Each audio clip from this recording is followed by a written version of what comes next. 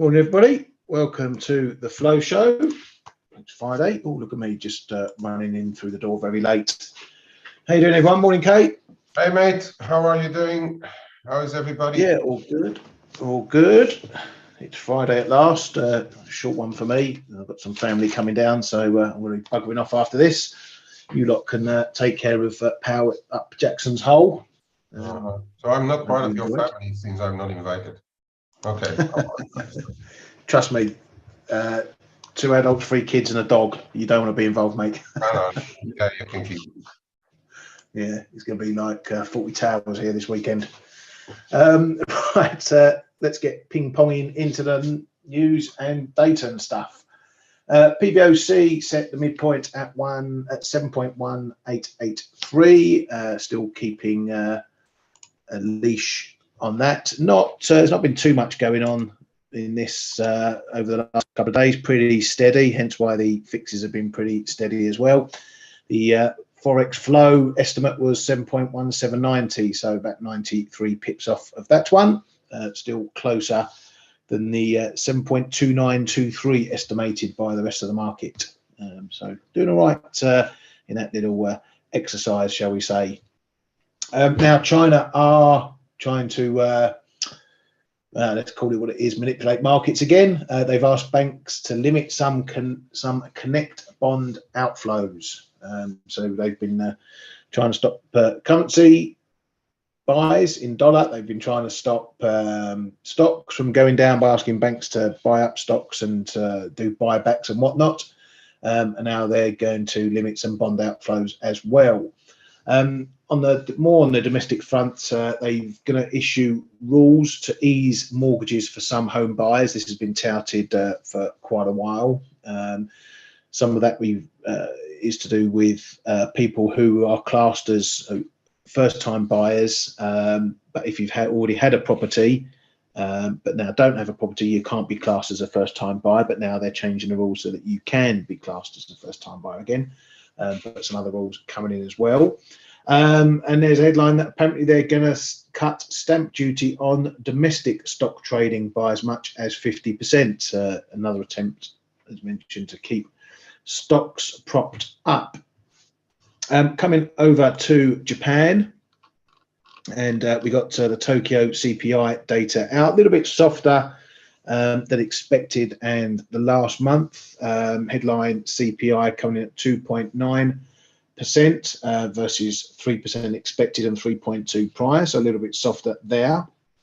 One of their measures, the ex-fresh food number, that's that core number there, coming in at 2.8 versus 2.9 expected and 3% prior.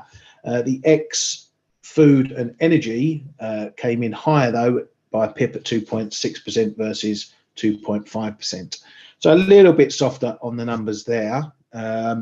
I would say this might have been reflective of some of the prices coming down, particularly import prices for things like oil and energy and stuff over the last few months. But we have seen that that's already picking up again.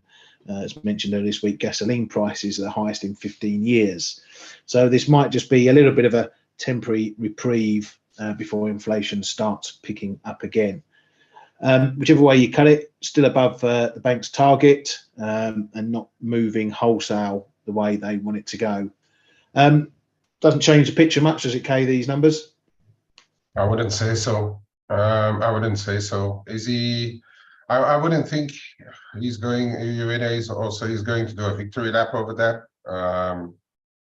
But he may just say, "Oh, look at it! As I predicted, it starts to come off." But really, I don't know. Speaking about the radar, by the way, he's going into the hole, but he's not supposed to talk much about monetary policy. If I look at the program that they put on there, doesn't look like he's going to have much to say. They have a discussion about globalization at an inflection point, but it's with broadband. Somebody from the WTO and Ngozi Okonjo, but I doubt there's going to be much about monetary policy in there then. Yeah, and that's on Saturday, isn't it? His Yeah, start? it is. Yeah, and then those those folks at the Kansas Fed, they said like all times listed below are in the Mountain Time Zone, but there are no times listed, so Yeah, we don't even know what time they are talking. So yeah. Yeah. Well, keep everyone guessing. I would suggest everyone gets on with the rest of their weekend, and maybe Sunday evening before markets open has a look to see what's been said. Exactly. Don't spoil your weekend listening to those clowns. Right, speaking of clowns, we'll go on to France, and Finance Minister Le Maire says we will keep lowering taxes for households and businesses. Inflation has started to slow as we predicted. Oh, a bit of a pat on the back for himself there. We will accelerate the process of reducing France's debt, which includes difficult decisions. So sounds like cost cutting is coming into play in France, which will go down well with the population, no doubt.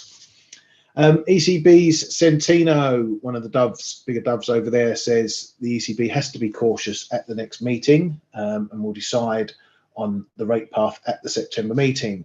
ECB's Nagel must have been watching those PMI data out of Germany closely, because he said we have to be stubborn on policy, more stubborn than inflation.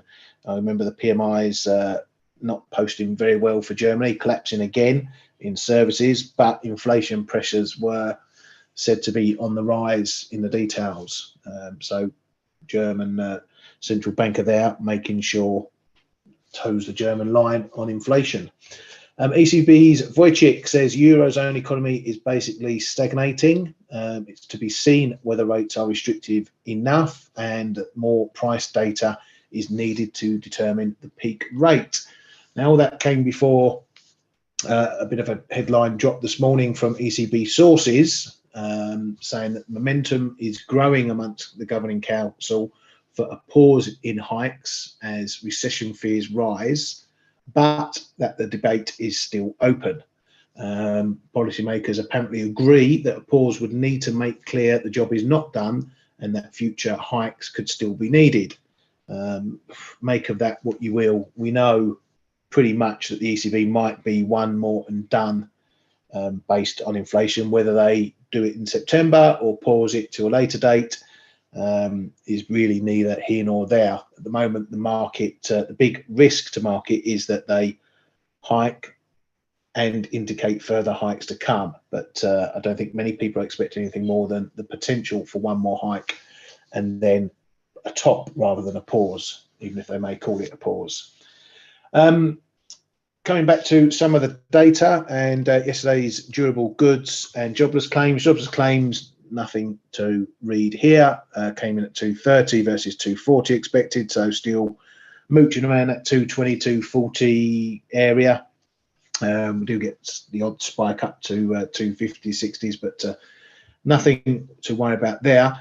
Durable goods fell back more than expected. Mentioned this before the show, was expected to pull before the show yesterday, on the show yesterday, was expected to pull back -4%, came in -5.2%. Was some big ticket items in there from the transport sector, which is why that big number there is also a big turnaround from last month. Overall, core goods were up. It was a bit of a mixed picture in the consumer related parts of that produced some ups and some downs, but overall looking pretty good. The dollar actually came off after those numbers, it rallied after those numbers, and I don't know why it rallied, because it wasn't overly good, but jobs were better, still no problems there, so that's probably why, but it was a short-lived move anyway. Just looking at some of the other bits and bobs, Fed's Harker was out as well, saying that the Fed will need to keep rates restrictive for a while. He's seeing evidence the labour market tightness is easing. Sees us keeping rates where they are all this year. If inflation comes down next year, we could cut rates, but we need to see inflation falling before we would be willing to cut rates next year. Then says Fed will have inflation around 3%, and the growth will be slowing to trend. So a little bit speaking out of both sides of his mouth there and sitting on the fence and whatnot. You know, could cut, might cut, probably won't cut. Inflation not at a level where they would cut. So no change there from that in terms of what we currently think anyway. Fed Collins said the Fed has more work to do, must be patient and resolute.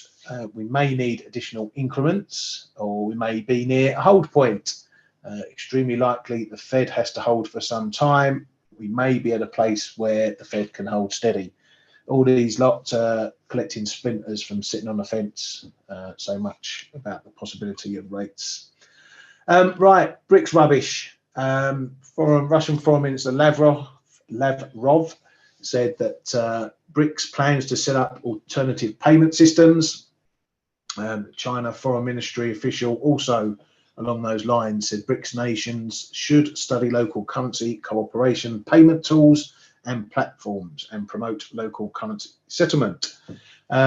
Brazil's President Lula said BRICS will move forward on a trade currency without the dollar.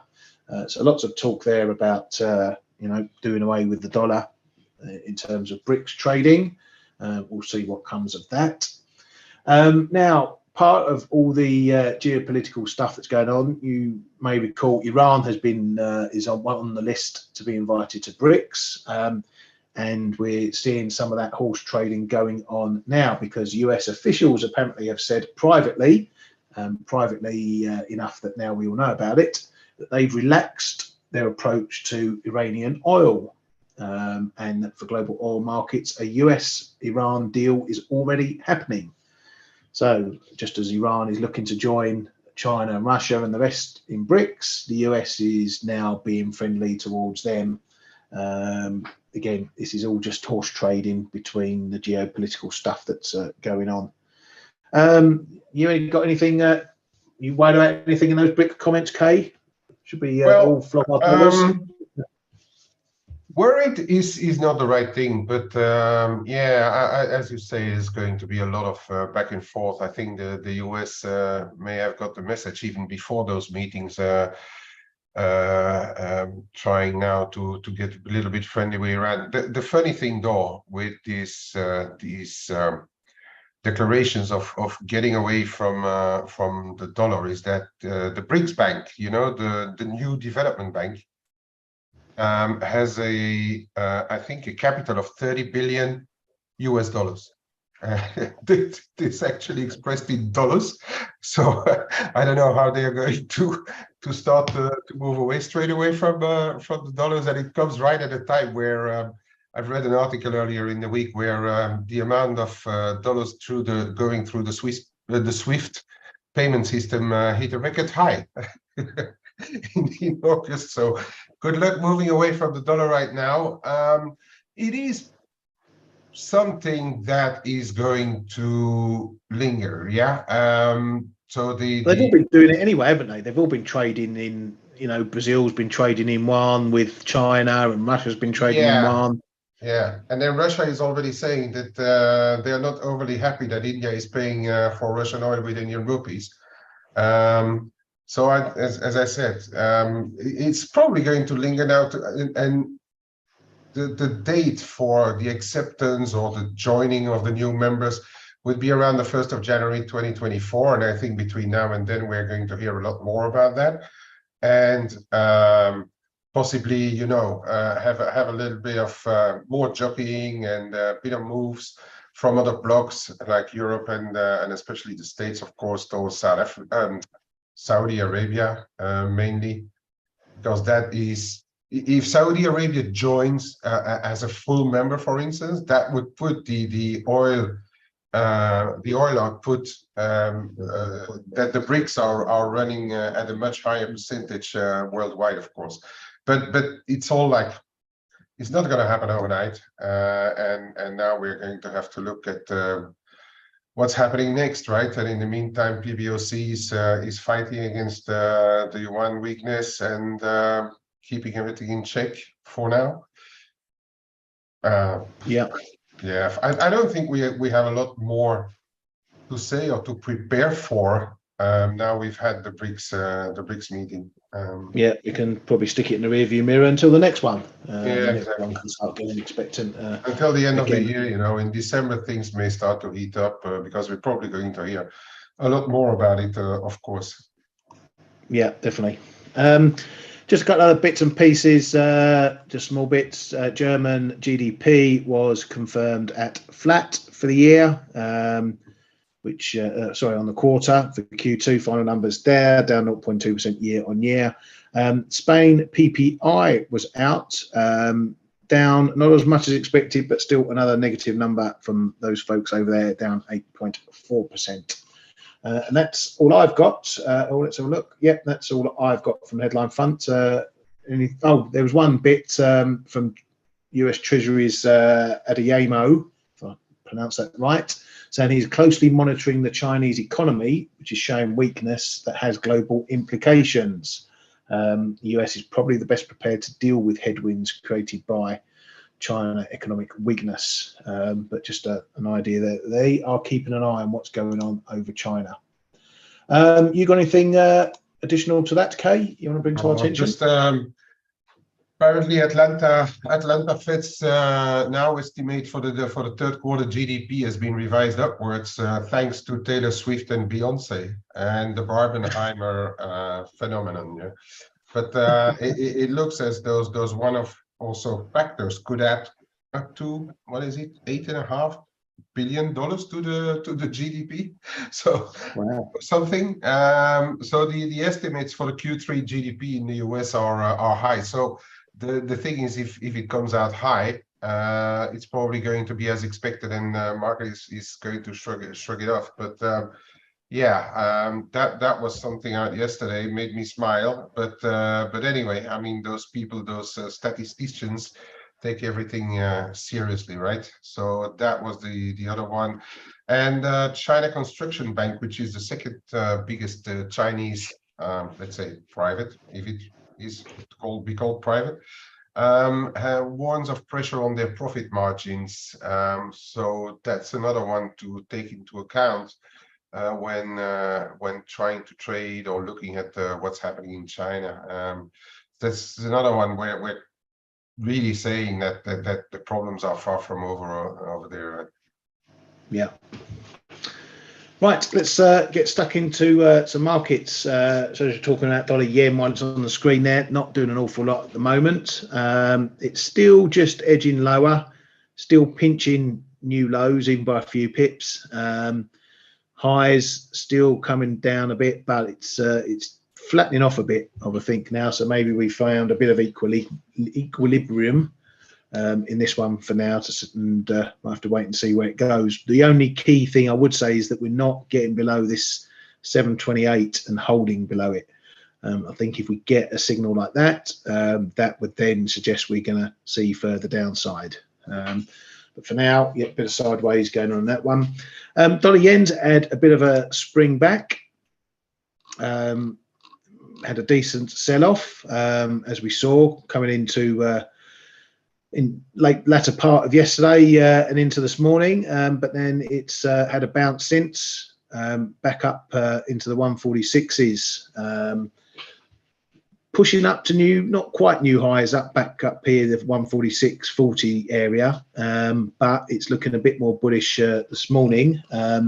If we take a look at yields, we can see why this is getting back to being firmer on the dollar yen. Yield creeping back up, managed to just about hold the 720 area, which is an area I was looking at the other day that if we had broken it, might have spelt bigger trouble for dollar yen. We did nick under it, but we're back above. So this is starting to look like maybe it's just a little bit of a refresh of the trend. It remains to be seen whether we creep higher or not. A lot of the market now sitting back and waiting for power at Jackson's Hole. Do you think we're in one of those situations again, Kay, where the market's trying to make something out of Jackson's Hole that might not actually be there? Well, my base idea is that Powell is going to be neutral. He went into neutral over the past Fed meeting, right? Saying that we are restrictive now and that we need to find the data and everything. I don't see what he's going to tell otherwise right now. Yeah, we had a little bit of a weaker PMI, but then we had other data which were okay. I mean, if people expect him to give because we've read everything, right, on Twitter or X as we call it today.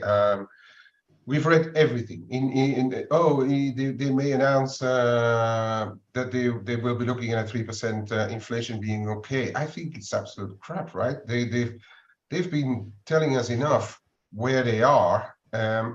Personally, I don't see anything specific coming out of him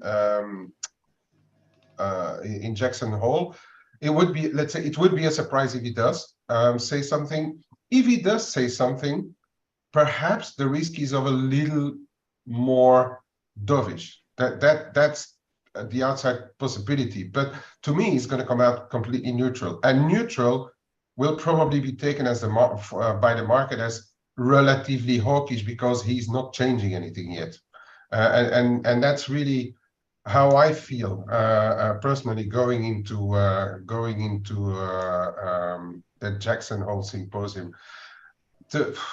To front run the events a little bit, I think actually Lagarde could be a bigger mover than Powell, because if she starts to hint that as the debate is ongoing, nothing is done, and the market was still trying to price in until earlier in the week hikes, and if she says like, yeah, but watch out for the data, we don't really like the data coming out, that may create a bigger wave, in my opinion, for euro and euro crosses.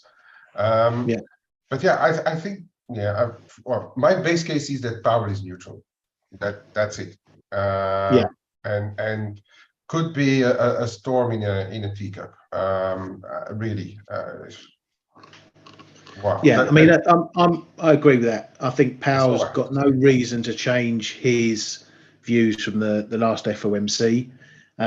And I think what reaction we have to look for is two things. Okay, we've seen a big uplift in bond yields. We've seen a big uplift in the dollar.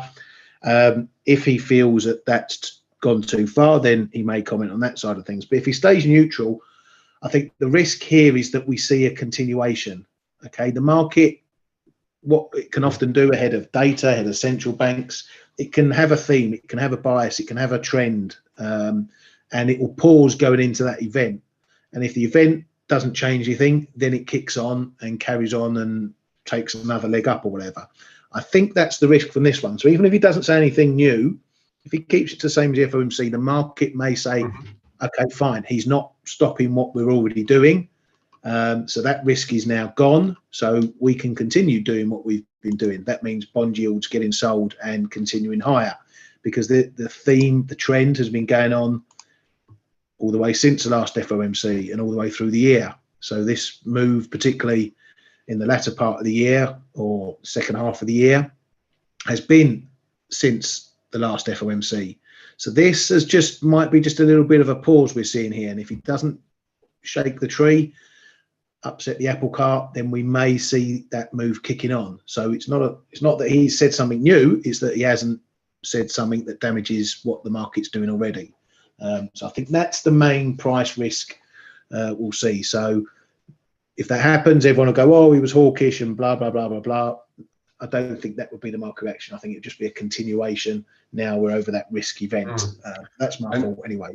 Yeah, and exactly that. And the thing is, you spoke about those yields. That is perhaps where he may say something, because we know that the U.S. Treasury is ramping up their bond auctions, and that is perhaps a little. That may be the part where he tries to perhaps influence things a little bit, but it's not going to be on the data also front since the last Fed meeting. And if we compare with a year ago, look at where unemployment is and look at where the stock markets are, they are still doing much better than, well, I mean, the unemployment rate is still hanging around the lows, and the stock market is higher than last year. S&P is higher than last year's. Jackson Hole, where he was dead hawkish. So I mean, there's for them, if we compare the comparable, there's nothing to be worried about, or to try and say like, hey, we are yeah, we were in the around the 4K 4100 then. So, and we are still at 40, nearly at 4400 right now, right? So Yeah. I think he may try to influence things just a little bit, just to not let those yields run, or the bonds collapse too fast. But I think we both agree, if he doesn't say anything, then we see a continuation of what we saw already over the course of the past week or 2 weeks. Yeah. And as for Lagarde and the euro, I think her tone and what she was saying at the last meeting, which a lot of people took to indicate a potential pause coming, but it was still on the table. I think likely she just kicks the can, because she'll hide behind the fact that they won't make any real decisions until they've had the September projections. If you notice, they use that a lot. They always want the next round of staff projections before making a decision, of which we get at the September meeting. So that's her get out card if she wants to kick the can about that. But you could have a situation where none of them really talk about monetary policy. What does the market do then? Just says thanks for wasting our time and cracks on? Yeah, probably that's have a nice weekend, and now we wait for the next round of NFPs.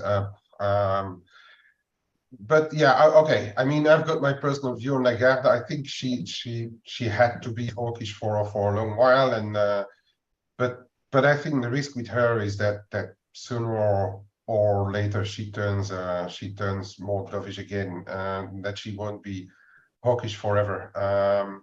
Yeah.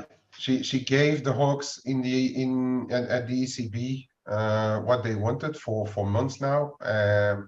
But is she going to continue? Okay, I may be completely wrong about that, and she just continues to be relatively hawkish into September, or neutral as well. And then we probably have a nice weekend, and on Monday we'll see what we do. So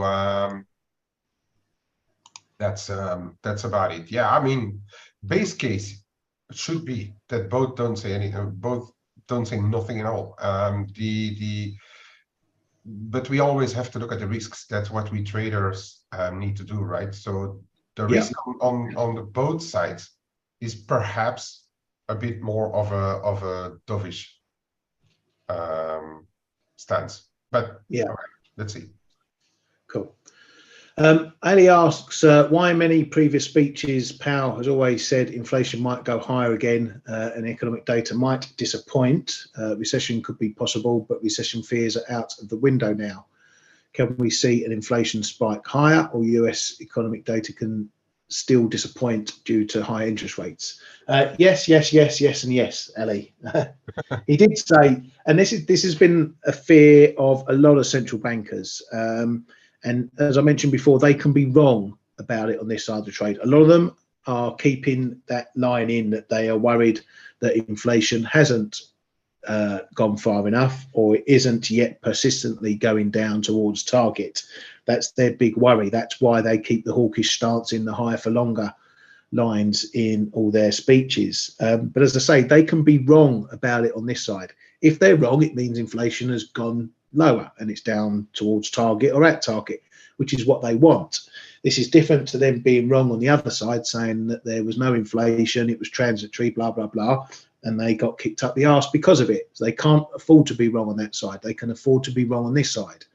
So that's why they keep the caution in there. Plus, it's also so the market itself doesn't artificially take rates down and ease financial conditions and ease what the Fed's been doing, which then doesn't combat inflation or doesn't counter inflation. So, yeah, what they talk and what happens is a different thing. They can say they're worried about recessions, but then they can point to the fact that the data is indicated there won't be one. That's fine and dandy. They are walking a middle line here. So, yes, of course, inflation could jump higher. We need to watch the next inflation data, the next CPI data, because last month's or the last reading went up on inflation, and the core was still sticking unchanged, I think it was, or it came down a pip or something. So yeah, if we get another month where inflation goes up, then the market's going to get twitchy again and start turning hawkish again. But the central bankers will turn around and say, we told you we were worried about inflation. This is why we're worried. This is why we're keeping hawkish. So it's a win-win for these guys. But yeah, inflation could go higher. Economy could get hit harder on these rate hikes. It's all a data watching game at the moment. We can't do a lot in between all that. But yeah, coming to the euro, and yeah, we're now nudging under 108. As you can see there, we've got a bit of a trend line coming up, which we've touched pretty much now on the head at the moment by a couple of pips. What I would say is we've got a fairly decent option expiry at 108 today, just over 3 billion there. So if the market's just going to mooch around a bit before Powell and Lagarde, we might see it not running too far from this 108 level. But so far, the first tap on that trend line has seen a bounce, nothing huge. We're under 108. I think it's going to be a case of where we close the evening tonight. If we close below 108, then we're probably going to be heading much lower. If we close above, unfortunately, we're probably back in boredom range and going back to mooching around the same old levels for a while. So watch out for if there is any volatile moves over headlines, but also look at where we close the week as well, because that might give an indication as to whether we're going to get any follow through or not to any moves we may have seen. There's a few pairs doing pretty much the same thing tapping on big levels. Dollar CAD's had another look at the 36 handle, pretty much, well, just coming out a couple of pips, a pip under the prior high. So it shows there's enough happening up there when we do break 136. We've not pulled back too far as yet. So it's keeping the move on going. It's a fairly strong bounce. It keeps the range going. Maybe we just widen the tongs a bit onto where we need to set the edges of the range, because we didn't really hold around this 135.70s. So we've got a new marker here up at 136. Still needs a break and hold of that to keep this going, but that pulled back to 135.10, refreshed the trend enough, and we saw a good spring back there. So this one still continues to remain bullish. Another one I'm in, Kiwi, if I can find it. Where are we? There we go. Also tapped the big figure again, went under, made just a slightly lower low, which is never a good sign. So this is another one that's very much in question what happens here. Again, we've got another trend line showing up on there, as you can see from there and there. So that's oh, wonky. That's coming in pretty close as well, but we have to see what happens again, how we finish the week. If we finish the week above 59, then maybe we cement this bottom a bit stronger. Maybe we get a move to 60s and above. Alternatively, below that and below this trend line, we've potentially got another break on, and there's a bit of space underneath. If we do make a break here at this 61.8 fib and the big figure and trend line. Now, I've been long off here and I've been slicing it in the move up to the mid to 60s and 59s. But I've still got my sell stops in this one, and I've kept them the same size. So I haven't reduced them as I've to the same size as the longs that I'm holding. So I'll be a bigger short if we do break and my stops reverse. I'll be a bigger short than I am currently long, because I think if we do get a break, it might have some legs to it. So I'm parking my stops just under that trend line there as well. Kay, do you want to grab it over? Yeah, anything in particular? Yeah, okay, mate. I can have a look at a couple of things. Right. Let's look at the one that I like to look at a lot, and it's bit by George for strength or weakness of euro dollar. And we see that yesterday into the overnight, we've printed a fresh widest in the differentials between the euro and the dollar. If it goes down, it's like the same as the euro dollar. You can overlay it with the euro dollar, as I already said. See a little bit of a rebound this morning. It's basis points, right? It's not a lot.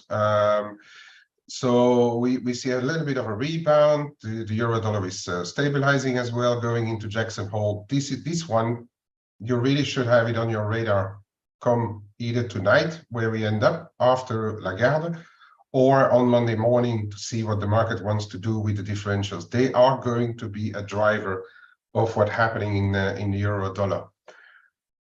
We are on relatively low levels, but so we have like about a width of 20 basis points here, call it 210 or 2.10%. And 190. I think that's your directional play in the euro dollar. If you start to break below this 210, it should go. The euro dollar should follow suit. If we start to get back above this 190, then we can start to talk about this one again. And now I'm going to look at the euro dollar. Oh, Ryan already showed there's a few trend lines around here which are going to decide upon the euro dollar. But you know, yesterday my level was 108.80. And you can actually, if you overlay that chart with the differentials, this is probably going to be your 190 BPs, and this is probably going to be your 210, or even call it here around 107.60, because we're a little closer to that. And I reckon this is what we are going to have to watch on the euro dollar. Of course, there's a few levels in between. There's the psychological 108 is probably going to be there. At least Powell has the decency to talk after the option expiries and after the Michigan. Is it the final Michigan or the, yeah, it's the final Michigan. So perhaps not too many waves coming from that one. But that's going to be your wider picture, I think, is 108.80 and 107 perhaps and a quarter. And then inside is going to be your 107.60, 108.30s. And then that's probably going to be decided whether you are above or below 108, whether we're going to see those either of those two levels. Of course, the code of the day, speaking about fish and chips, you know, the code of the day, chart of the day, cable, yeah, cable has broken, and we've broken about below the triple bottom, we've broken below the 61.8, and we already traded below the prior low from June. We are hanging around there, which is a bit logic. I don't think that anyone of the big boys is initiating anything ahead of what we are going to hear from Powell, but this is going to be your first level on the top side. Call it 1530, 126, 1530 is where we're going to have to monitor what's going on the cable. I'd argue that for the time being, people may be quiet, waiting for Powell, but looking at this break, which was actually not a really accelerated breaks, getting stops out of the way, and then we stabilize just above, waiting to confirm the break or not. No, it's a break, and it was actually relatively smooth, right? If you look at it, these are several hours, and it just kept on drifting lower. So I'd say that if we don't get too much of a surprise, there may now be model funds also waiting to sell cable, perhaps with a stop above 126.5. I would suspect so, because this is now looking bearish again. If in turn we don't hear anything from the J-man, we could just continue, and then this could ultimately lead us to lower levels, right? This could lead us to somewhere in the 124s ultimately. That's all depending on what Powell will say, or perhaps more importantly, not say at all. So yeah, this is the picture. If you start to get back above, call it 126.5, then probably we are just going to stabilize in this zone here, between 26.20 again and the high 27s, call it 128. So that's going to be an important one. And then Ryan already showed the dollar yen as well, but it's important enough. Okay, technicians will call this bull flag. It is, yeah, you can call it as you wish.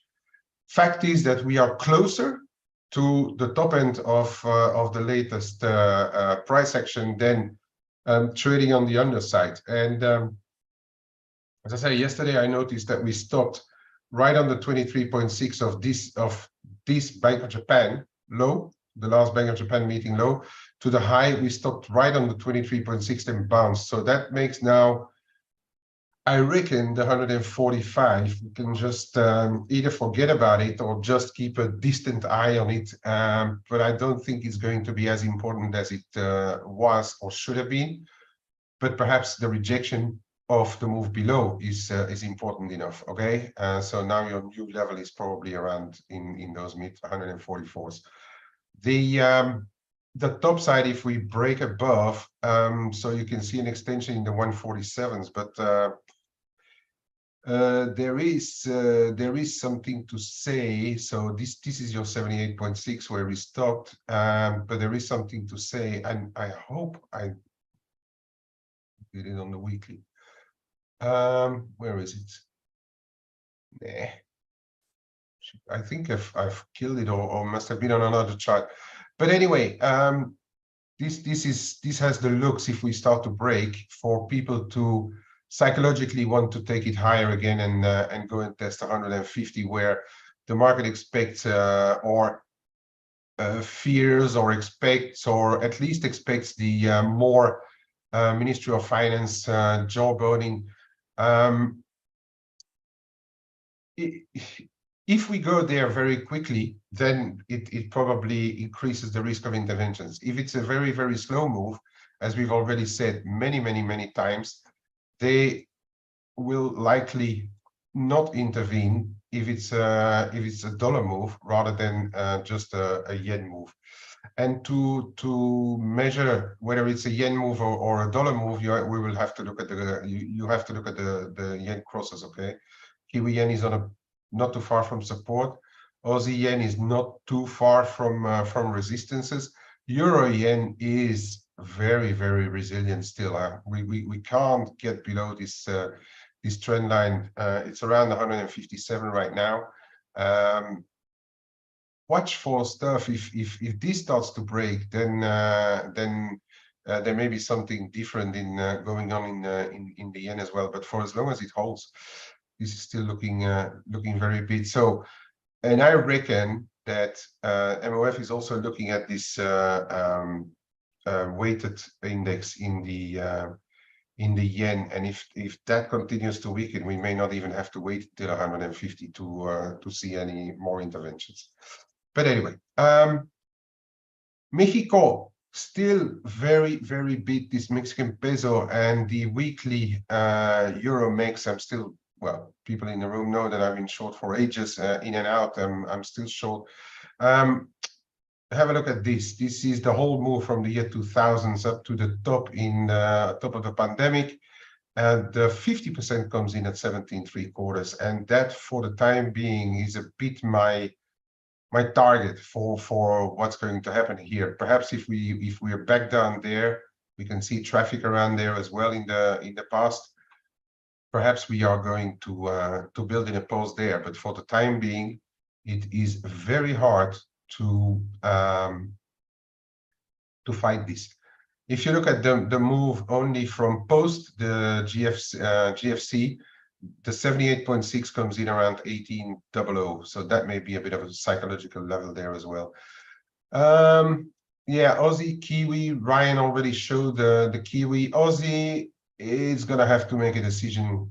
If we get below, stay below 64, the prior low, 63.60, 65, 63.40, 50. If that starts to break, then that means the dollar is really in for a bit of a party here. And watch out what could happen there. But for the time being, I would say just respect those lows and don't try to be too clever and try to front run it right now. Top side 64.90, 65 the figure. Interesting enough, if we start to get back above, then the picture for the dollar may change a little bit. And with that, Ryan, I give it back to you. Thank you very much, mate. Well, I've not got too much more to add to that, and it's a little quiet in the chat this morning, so we'll call that a day today. Be very careful for what's coming later, obviously, with the power stuff. Go and enjoy your weekend. You shouldn't be listening to those clowns 8 o'clock at night. People like Lagarde, obviously, Powell speaking during the normal US session, so we'll keep an eye on that. Thank you, as always, to Kay for all his valued insight. Thank you to all you viewers for coming and supporting us here on the Flow Show. Have a wonderful rest of the day, a wonderful weekend. We'll see you all on Tuesday because Monday is a bank holiday in the UK, so there's no Flow Show on Monday. We shall see you all on Tuesday. Have a good one, everyone. Have a good one.